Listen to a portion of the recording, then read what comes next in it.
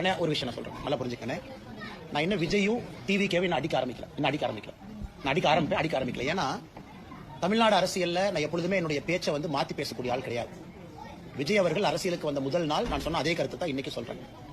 அரசியலுக்கு புதியவர்கள் வரணும், எங்களோட ஒருத்தர் கூட்டணி சேரல அப்படிங்கறதுக்காக அப்படியே நான் மாத்தி எல்லாம் பேச மாட்டேன். அவருடைய பாதையில் அவர் போட்டோம். அதே நேரத்தில் இந்த டப்பா இன்ஜின் அப்படின்னு அவர் சொன்னதுக்கான பதிலடி நான் கொடுத்துட்டேன். ஆனா இன்னைக்கு டிவிகேவோ திரு விஜய் அவர்களோ இந்த கட்சியில் இருக்கக்கூடிய அல்லு சிலுகளை வச்சுக்கிட்டு வம்பிழுத்தாருன்னா என்னுடைய பதிலும் மிக கடுமையா இருக்கும். அதே பிலோ த பெல்ட் நான் போவேன், விஜய் மேலேயே நான் போவேன். அது வேண்டாம். ஒரு நாகரிகமான அரசியல் விஜய் சொன்னால என்னுடைய பதிலும் இன்னைக்கு நாகரிகமா இருக்கு. இந்த 2ஆம் கட்ட 3ஆம் கட்ட 4 கட்சி மாறி வந்தவங்க அவங்க எல்லாம் வச்சுக்கிட்டு பிலோ த பெல்ட் போகணும்னு நினைச்சாங்கன்னா அதே விஜய் அவர்களுக்கு அதே டிவிகேக்கு அதே பாணியில் அதே பிலோ த பெல்ட்ல அதை விட சிறப்பான பதில் சொல்ல தெரியும். வேண்டாம்னு நினைக்கிறேன். அரசியல் நாகரிகமா இருக்கட்டும், அவருடைய பாதையில் அவர் போகட்டும், மக்கள் முன்பு அவருடைய கருத்துக்களை வைக்கட்டும்.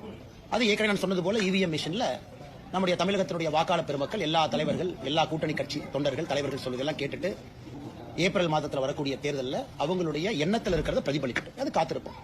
அதே நேரத்தில் தேசிய ஜனநாயக கூட்டணி வெற்றி பெற வேண்டும் என்பதற்காக கடுமையாக உழைத்துக் கொண்டிருக்கின்றோம். அதனால தான் நீங்க சொல்லும் பொழுதே சில பேருக்கு நான் பதில் சொல்ல விரும்பல. ஏன்னா செகண்ட் லெவல் தேர்ட் லெவல் போக ஆரம்பிச்சு நான் பதில் சொல்ல ஆரம்பிச்சா இதுக்கு எண்டே இல்லை. அதனால இது ஒரு வார்னிங்கா கூட அவங்க எடுத்துக்கிட்டோம். ஆனா இன்னைக்கு வந்து ரொம்ப ஒரு ஆச்சரியமான விஷயம் என்னன்னாங்கன்னா நியூஸ் 24/7 தொலைக்காட்சி நிறுவனம் இன்று காலையில் அந்த வீடியோ வெளியிட்டிருக்கிறாங்க.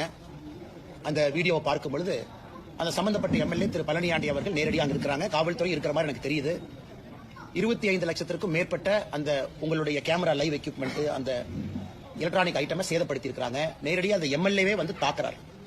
இதை விட ஒரு கிளியர் கட் ப்ரூஃப் என்ன வேணும்? ஆனால் கரூர் மாநகர காவல்துறை கண்காணிப்பாளர் அவர்கள் கொடுத்திருக்கக்கூடிய பத்திரிகை அறிக்கை முற்றிலும் பொய் என்பது இதுல இருந்தே தெரியுது. ஆனால் முதலமைச்சர் அவர்கள் தன்னுடைய கட்சியை சார்ந்த ஒரு எம்எல்ஏ ஒரு சட்டமன்ற உறுப்பினர் அவர் தப்பாக நடத்தக்கூடிய சட்டத்திற்கு புறம்பாக நடத்தக்கூடிய கல்குவாரி அதை படம் பிடிக்க செல்லக்கூடிய ஒரு நிருபர் கதிரவன் என்கின்ற நிருபர் அவரை தாக்கியும் இத்தனை காலமா அது வந்து மௌனம்.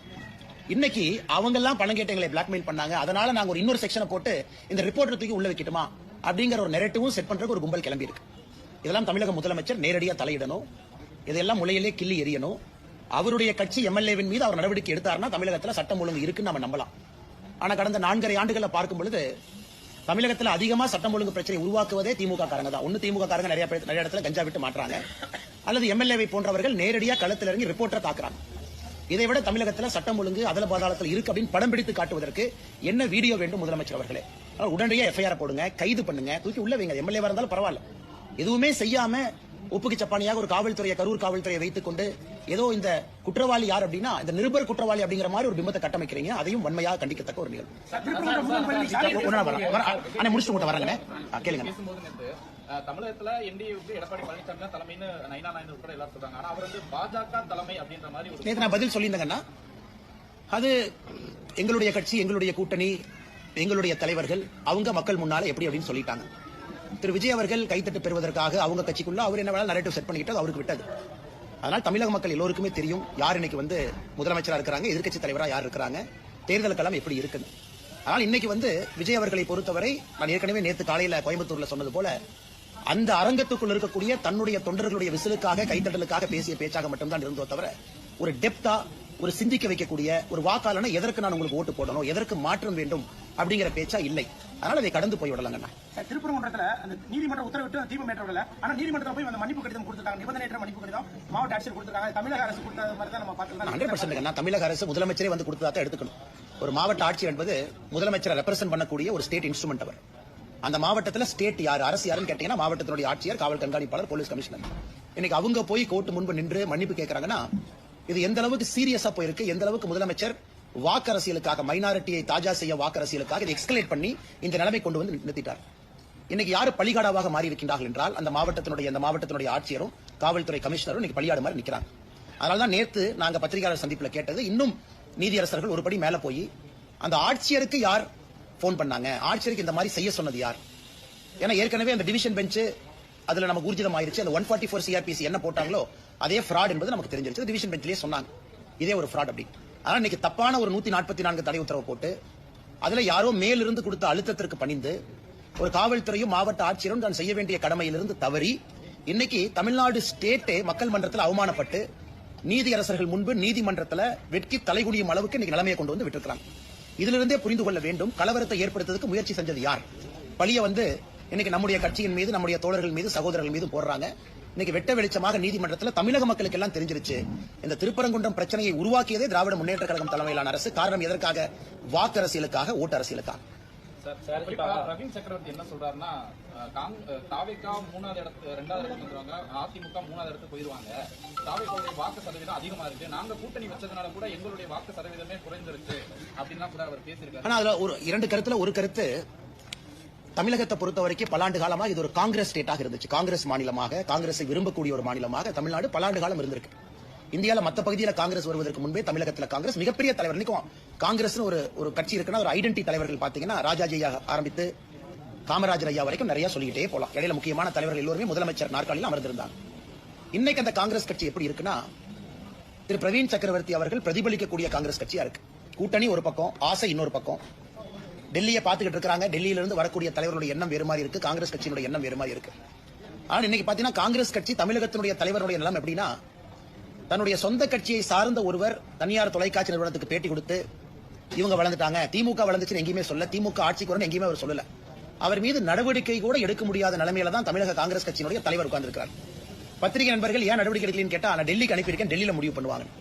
அதாவது ஒரு கட்சியில ஒரு தொண்டனின் மீது ஒரு நடவடிக்கை எடுக்க கூட முடியாத ஒரு மாநில தலைவராக இருக்கக்கூடிய காங்கிரஸ் கட்சி இன்னைக்கு எதற்கும் டெல்லியை பார்த்து எதிர்பார்த்துக் கொண்டிருக்கின்றார்கள். இந்த ஒரு காரணத்துக்காகத்தான் காங்கிரஸ் அழிஞ்சிச்சு. தமிழகத்தில் இருந்த பவரை தூக்கி டெல்லியில கொடுத்தாங்க. கர்ம வீரர் காமராஜரை எப்படி ஆட்சி நடத்தினாங்க. அதன் பிறகு இந்திரா காந்தி அம்மையார் டேக் ஓவர் பண்ணதுக்கு அப்புறம் கர்ம வீரர் ஐயாவை தோற்கடிக்க வேண்டும் என்கின்ற ஒற்றை காரணத்திற்காக 1972 தேர்தலில் திராவிட முன்னேற்ற கழகத்தினுடைய கூட்டணி 234 தொகுதியில ஒரு தொகுதியும் கூட காங்கிரஸ் நிக்காம 1972 பாதி பாராளுமன்ற தொகுதியில காங்கிரஸ் நின்னாங்க. அன்னைக்கு ஆரம்பிச்ச வீழ்ச்சி காங்கிரஸ் இங்க இருக்கு. காங்கிரஸ் கட்சியை பத்தி கமெண்ட்ரி கொடுக்க வேலை என் வேலை இல்லைங்கண்ணா. ஆனால் நிச்சயமாக காங்கிரஸ் கட்சியினுடைய வீழ்ச்சி தமிழகத்தில். ஆனா இன்னும் அவங்க பாருங்க, 63 சீட் காங்கிரஸ் நின்னாங்க 2011. அதன் பிறகு 40 சில்லற சீட்டுக்கு வந்தாங்க. அதன் பிறகு 25 சீட்டுக்கு வந்துட்டாங்க. 60 சீட்ல நின்ன ஒரு கட்சி அதே திமுக கூட்டணியில வெறும் 10 ஆண்டுகள்ல இன்னைக்கு 25 சீட்ல வந்து நிக்குது.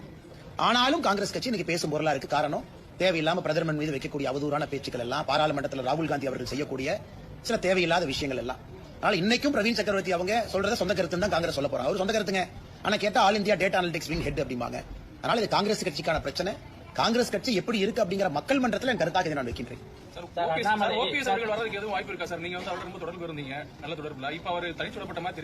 யாரும் தனித்தல எங்கேயும் போகலீங்கன்னா, காலம் இருக்கிறது, காத்திருங்கள், பொறுமையா இருங்க, எல்லாம் நல்லதாக நடக்கும். தமிழகத்தில் 2026 திராவிட முன்னேற்ற கழகத்தினுடைய ஆட்சி தூக்கி எறியப்பட வேண்டும் என்று மக்கள் தெளிவாக நினைக்கின்றார்கள், விரும்புகின்றார்கள்.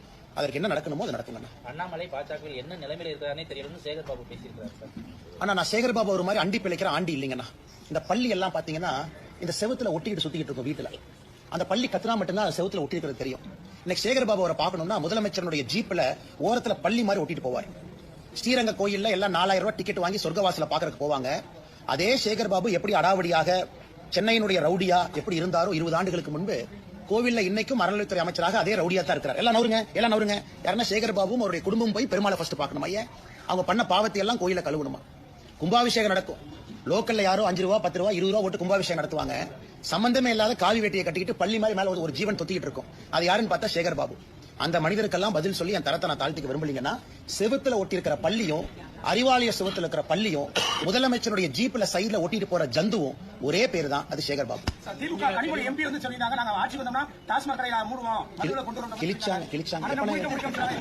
ஆனா கனிமொழி அவர்கள் நல்ல ஒரு மனநிலை மருத்துவரை போய் பார்க்கணும். நல்ல மருத்துவரை போய் பார்க்கணும். அவருக்கு இந்த 15 வருஷம் வீடியோல கனிமொழி அக்காக்கு போட்டு காட்டணும். இந்த சில படத்துல பாத்தீங்கன்னா, ஏதோ ஒரு படத்துல பார்த்தேன், இந்த காலையில ஒரு உயிர், நைட் ஒரு உயிர், ரெமோ, அம்பி, அன்னியன் ஒரு கேரக்டர் அப்பப்ப மாறும். அந்த கேரக்டரா கனிமொழி அக்கா மாறிட்டாங்க. தேர்தல் வரும் பொழுது டாஸ்மார்க்க மூடுவேன், தேர்தல் நடந்து முடிந்த பிறகு எஸ்கேப், அதன் பிறகு 5 ஆண்டுகள் கழித்து திமுகவுடைய தேர்தல் வாக்குறுதி குழுவினுடைய தலைவி. நீங்க 2021 கொடுத்த வாக்குறுதியினுடைய வெள்ளை பேப்பர் கொடுங்கன்னா சிரிப்பாங்க, அதை பத்தி பேச மாட்டாங்க. அதனால கனிமொழி அவர்கள் எப்படி பேசுறாங்கன்னே தெரியல. அன்னியனா பேசுறாங்களா, அம்பியா பேசுறாங்களா, இல்ல ரெமோவா பேசுறாங்களான்னு தெரியாது. மாறி மாறி பேசக்கூடிய அரசியல்வாதியாக அருமை அக்கா கனிமொழி அவர்கள் என்று மாறி இருக்கின்றார். மதுரை மாநகரம் தூய்மையற்ற மாநகரமா இருக்கு. ஆனா மதுரை நாடாளுமன்ற உறுப்பினர் வந்து தொடர்ந்து மத்திய அரசுக்கு எதிராக அந்த கருத்துக்களை சொல்லிட்டு வராரு. தமிழக வந்து கடைசி பொசிஷனுங்கண்ணா. இன்னைக்கு இந்தியாவில் 10 லட்சம் பேர் இருக்கக்கூடிய நகரத்துல இந்தியாவுடைய கடைசி இடத்துல மதுரை இருக்கு. ஆனா இதெல்லாம் தமிழ் சங்கம் பார்த்த ஒரு ஊர்.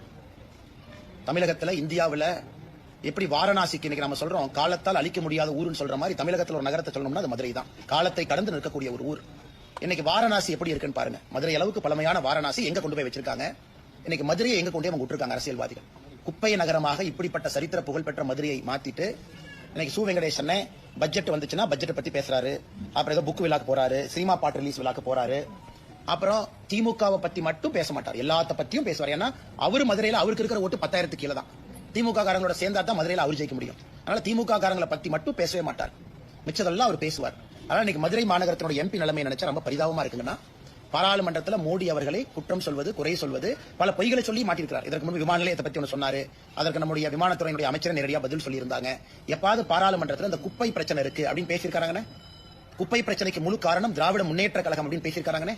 முதலமைச்சரை சந்திச்சு மதுரையில் இருக்கக்கூடிய குப்பை பிரச்சனைக்கு தீர்வு கேட்டிருக்காங்க. இங்க இருக்கக்கூடிய மேயரோட உட்கார்ந்து குப்பை பிரச்சனை தீர்ப்பதை பத்தி பேசியிருக்காரா? ஆனா பேசுறதெல்லாம் China, America, Greenland, Antarctica, Siberia, அது வேற புதுசா ஒரு நாடு இருக்கும், அந்த நாடு தான். 3 மாதங்களா மேயர் இல்லாம இருக்கு சார் மதுரை மாநகராட்சி. கரெக்ட். இந்த மதுரை மாநகராட்சி தான் அந்த ஃபேமஸா அந்த ஊழல் வழக்கில் எல்லாம் மாத்தி கம்ப்ளைண்ட் கொடுத்து கடைசியில் அறிவாலயத்தில் மேயரை வீட்டுக்கு போய் சொல்லி இன்னைக்கு மேயரே இல்லாத ஒரு நகரமாக மதுரை மாறி இருக்கிறது. அது இங்க இருக்கக்கூடிய 2 அமைச்சர்களுக்கு கொண்டாட்டம். ஏன்னா மேயர் பாத்தீங்கன்னா இந்த அமைச்சர் கார் பக்கத்துல போறதா, இந்த அமைச்சர் கார் பக்கத்துல போறதா அந்த அம்மாக்கு பெரிய பிரச்சனையா ரொம்ப காலமா இருந்துச்சு. இன்னைக்கு மேயர் பதவியே இல்லாதனால இந்த தனிக்காட்டு ராஜாவாக 2 அமைச்சர்கள் சுத்திட்டு இருக்காங்க. அவங்க ஈகோலயே மதுரை அழிஞ்சிருச்சு. இன்னைக்கு தமிழ்நாட்டில் ஒரு ஊர், திராவிட முன்னேற்ற கழகத்தினுடைய 2 அமைச்சர்கள் இருக்கக்கூடிய ஒரு ஊர், அவர்கள் இருவருடைய ஈகோல அழிஞ்சிருக்குன்னா அது மதுரை. இருவருடைய தனிப்பட்ட ஈகோல மதுரை மாநகராட்சியும் மதுரை நகரத்தையும் குப்பை நகரமாக மாத்தி எங்கேயோ கொண்டு நிறுத்தி வச்சிருக்காங்க. சார் கடைசியா ஒண்ணு, இப்ப நீங்க தெளிவான விளக்கம் கொடுத்துட்டீங்க சார். ஏன் அந்த தேர்தல் பொறுப்பாளர்ல இருந்து விலகின அப்பாவுடைய அண்ணா நீங்க கேட்டதுக்காக மறுபடியும் சொல்றாங்கன்னா அண்ணா நல்லா புரிஞ்சுக்கணும். அண்ணா இந்த தேர்தல் பொறுப்பாளர் என்பது கட்சியினுடைய அமைப்பு வேலை. இந்த பூத்து, சக்தி கேந்திரம், நம்முடைய தொண்டர்களை சந்திப்பது அமைப்பு வேலை. அதுக்கு நம்ம கிட்ட நிறைய தலைவர்கள் இருக்கிறாங்க, நிறைய திறமையான தலைவர்கள் இருக்கிறாங்க, அவங்க நிறைய செய்வாங்க. இந்த அமைப்பு வேலையை பொறுத்தவரை, பாரதிய ஜனதா கட்சியை பொறுத்தவரை ஒரு ஆத்மார்த்தமான வேலை. ஒரு தொகுதினா நீங்க அங்கேயே போய் தங்கி இருக்கணும், 2-3 நாட்கள் டச்சா இருக்கணும், வீடு வீடாக போகணும், தொண்டர்கள் எல்லாத்தையும் நம்ம தயார்நிலைப்படுத்தணும், அதன் பிறகு ஆர்கனைசேஷனை சரி பண்ணணும், பூத் அளவெல்லாம் ரெடி பண்ணணும், பூத் கமிட்டியை செக் பண்ணணும். இது முழுவதுமாக ஒரு அமைப்பு வேலை. இன்னைக்கு அமைப்பு வேலை செய்யணும்னா முழுமையாக நேரம் கொடுத்து நீங்க பண்ணணும். அங்க இருக்கணும், நீங்க கட்சி உங்களை எதிர்பார்க்கும், சொல்ற டேட்டுக்கு நீங்க அங்க போகணும். ஏன்னா மாநில தலைவராக இருக்கும்போது நாங்கள் அதை செஞ்சிருக்கோம், எல்லா தலைவர்களும் அதை செஞ்சிருக்காங்க. இன்னைக்கு நான் அந்த நேரம் கொடுக்க முடியாத சூழ்நிலையில நான் இருக்கேன். இந்த நேரத்துக்கு 7ஆம் தேதி போங்க, என்னால 7ஆம் தேதி போக முடியுமான்னு தெரியலங்கண்ணா. அதான் நேத்து அதுக்கான காரணம் நான் சொன்னேன். மற்றபடி அரசியல் வேலையும் இன்னைக்கு நம்முடைய இளைஞரணி தம்பியினுடைய திருமணம் இருந்துச்சு. இப்பதான் திருப்பரங்குன்றத்தில் திருமணத்தை முடிச்சுட்டு இங்க வர்றேன். அண்ணன் திருமாறன் அண்ணன் அவர்கள் எனக்கு ஒரு சகோதரரை போல. நான் 2-3 நாள் தாமதமா வந்தாலும் கூட என்னை அதே இன்முகத்தோடு வரவேற்கக்கூடிய அன்னைக்கு அண்ணன் வீட்டில் நான் இருக்கேன். அதனால இந்த பணி எனக்கு எப்ப நேரம் இருக்கோ ஓடி வந்துடுறேன். உதாரணத்துக்கு 3 நாள் தாமதமா வர்றேன். அதனால அமைப்பு வேலையை கட்சி பார்த்துக்கும், தலைவர்கள் இருக்கிறாங்க, தொண்டர்கள் இருக்கிறாங்க, அது ஒரு பக்கம். மற்றபடி அரசியலை பொறுத்தவரை நம்ம பேசணும். பிரஸ் மீட்ல கேள்வி கேட்கறீங்க, நம்ம என்ன பதில் இல்லைன்னு சொன்னாங்கன்னா அரசியல் கேள்வி கேட்கறீங்க, அதுக்கான பதிலையும் நான் சொல்லியிருக்கேன். அதுல இருந்து பின்வாங்க போவது கிடையாது. அதற்கு கட்சிக்கு நம்ம நேரம் கொடுக்கிறோம். ஏன் நம்முடைய அகில இந்திய தலைவர் திரு நிதின் நபீன் அவர்கள் பொறுப்பேற்பதற்கு முன்னாடி நாள் நாமினேஷன் ஃபார்ம் கொடுக்கணும். அன்னைக்கு நான் அகில இந்திய தலைவர்கள்ட்டே நான் பர்மிஷன் கேட்டேன், ஐயா இன்னைக்கு என்னால வர முடியாது, கொஞ்சம் குடும்பத்தினுடைய சூழ்நிலை, நான் நாளைக்கு வந்துடுறேன் ஐயா.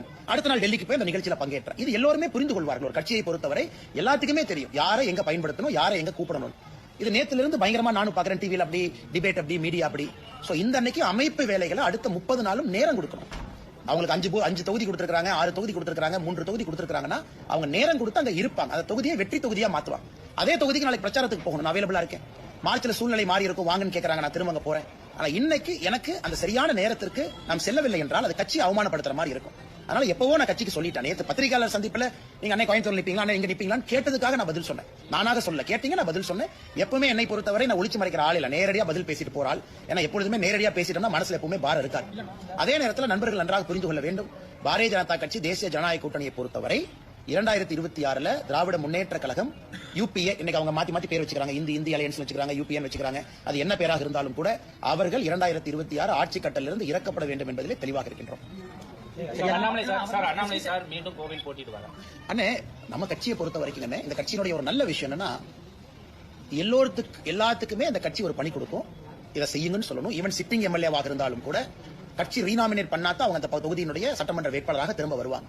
ஆனால் இந்த கட்சியை பொறுத்தவரை ஒரு அற்புதமான விஷயம் என்னன்னா, கட்சி சொல்லும் யாரு எங்க நிக்கணும், எதற்காக நிக்கணும். 2024 கோயம்புத்தூர் நிக்கணும், கோயம்புத்தூர் நின்னாச்சு. 2026 எங்க நிக்கணும்னு சொல்லும்போது நாங்க நிக்கிறோம். அதே நேரத்தில் எல்லா பகுதியிலும் வேலை செய்யறோம், அரசியல் வேலைகள் எல்லா பகுதிக்கு போறோம், எல்லா இடத்துலயும் பேசுறோம். இன்னைக்கு மதுரையில் இருக்கிறோம், நேற்று கோயம்புத்தூர், அடுத்த 2-3 நாள், நாளைக்கு மத்தியானத்துல இருந்து கோயம்புத்தூர்ல இருப்பாங்க 2 நாளைக்கு. அதனால எங்கெங்கெல்லாம் நேரம் கொடுக்க முடியுதோ கோயம்புத்தூர்ல இருந்து வெளியே வந்து நேரம் கொடுத்துட்டு திரும்ப நான் போய்க்கிறேங்கன்னா அமைப்பு வேலையை பொறுத்தவரை சொல்லுகின்ற நேரத்திற்கு என்னால் வர முடியாது என்பதை நான் தெளிவுபடுத்தியிருக்கேன். கட்சிக்கும் ரொம்ப நாளுக்கு முன்னாடி சொல்லிட்டேன், அகில இந்திய தலைவர்களுக்கும் ரொம்ப நாள் முன்னாடி நான் சொல்லிட்டேன். அதற்கு தான் நான் நிதின் நபீன் அவர்களுடைய பதவியேற்பு விழாவையும் கூட உங்களுக்கு ஒரு உதாரணமா நான் கொடுத்தேன். இந்த குழப்பம் யாருக்கு இருக்கக்கூடாதுங்கிறதுக்காக ஒரு உதாரணமா கொடுத்தேன். நன்றி அண்ணா. எஸ் வி சேகரன் அண்ணா டிராமால தான் நடிச்சிட்டு இருந்தாரு. அவர் டிராமால நடிச்சிட்டு இருந்தாரு. முதலமைச்சருக்கு ஜிங்ஜா போட்டுட்டு இருந்தாரு. டிராமா கூப்பிட்டு ஐயா ஸ்டாலினை கூட வச்சு ஜிங்ஜா அடிப்பாரு. அவர் டிராமா காரணி. தமிழ்நாட்டுடைய பிரச்சனை என்னன்னாங்கன்னா, டிராமால நடிக்கிறவங்க அரசியலை பத்தி பேசுறாங்க. டிராமால நடிக்கிறவங்க டிராமா நடிங்க. உங்களுக்கு டிக்கெட் வைக்கணும், முதலமைச்சர் காலில் உழுவணும், ஏதாச்சும் கலைமாமணி விருது கிடைக்கணும், அதுக்காக சில பேர் தமிழ்நாட்டில் சுத்திட்டு இருக்காங்க. ஏன் உங்களுக்கு அரசியலுக்குள்ள? அதாவது நான் வந்து 2014 மோடிக்காக பிஜேபிக்கு வந்தேன், அப்புறம் அண்ணாமலை எதிர்த்து நீங்க திமுக போயிட்டேன், இந்த மாதிரி சொல்றவங்க கருத்துக்களை எப்படி நான் பதில் சொல்ல முடியுங்கன்னா, அண்ணாமலை இருக்கிறானோ இல்லையோ நான் பிஜேபியில இருப்பேன், இது தொண்டர்களுக்கான இயக்கம்னா நான் பதில் சொல்றேன். நீ திமுக போகணும், அல்லது நீ ஏற்கனவே சொன்ன மாதிரி ஒரு தம்பி பிஜேபியில இருந்து அதிமுக போகணும், அதிமுக தம்பி டிவிகே போகணும், நீ போறனா போய்க்கப்பா, பள்ளியை என் மேல போடுற. உனக்கு ஒரு கட்சியின் மீது நம்பிக்கை இருக்குன்னா அந்த கட்சியில இருக்கணும். தலைவர்கள் வருவார்கள் போவார்கள். இன்னைக்கு நீங்க சொன்ன அந்த காமெடி நடிகர் வந்து அப்படித்தான் ஆயிட்டார். ஆனா நீங்க மீடியா நண்பர்கள் என்ன பண்றீங்க? உங்களுக்கு ஒரு டிஆர்பி வேணும். மக்கள் காலையில இருந்து டிவியை பாக்குறாங்க. அண்ணாமலை என்ன எப்ப பார்த்தாலும் சீரியஸா பேசுவார், உலக அரசியல் பேசுவார், டேட்டா பேசுவார். அப்ப காமெடிக்கு ஒரு 2 பேர் வரணும். அவங்களையும் போட்டா தான் டிவி மக்கள் பார்ப்பாங்க. ஒரு காமெடி நடிகரை போட்டு எனக்கு அப்புறம் போடுறீங்க. அந்த காமெடி நடிகர் 2 கருத்து சொல்றாங்க, மறுபடியும் என்கிட்ட கேட்கறீங்க. அதனால காமெடி நாடக நடிகரை காமெடியாவே வச்சுக்குவோம். இத்தனை நாளா பதில் சொல்ல நீங்க கேட்டதுக்காக சொல்றோம். அவரு கஷ்டப்பட்டு ஒரு டிக்கெட் 2 டிக்கெட்டை வித்துட்டு அப்படியே ஸ்டேஜில் நடிச்சுக்கிட்டோம். இன்னைக்கு ஒரு சீட்டுக்காக, ஒரு எம்எல்ஏ சீட்டுக்காக சில காமெடி நடிகர்கள் தமிழகத்துல நாடக நடிகர்கள் பிச்சை எடுக்கக்கூடிய நிலையில ஆண்டவன் அவங்களை வச்சிருக்கான். ஆனா கேட்டா நான் அந்த கட்சியில் அப்படி இருந்தேன், அந்த கட்சியில் எம்எல்ஏவா இருந்தேன், அதுக்கப்புறம் பிஜேபிக்கு வந்து அதுக்கப்புறம் டிஎம்கேக்கு போனேன். நாடக கூடாரம் போல கட்சி கட்சியா மாறுறவங்களுக்கு எல்லாம் எப்படி நான் பதில் சொல்ல முடியுங்க?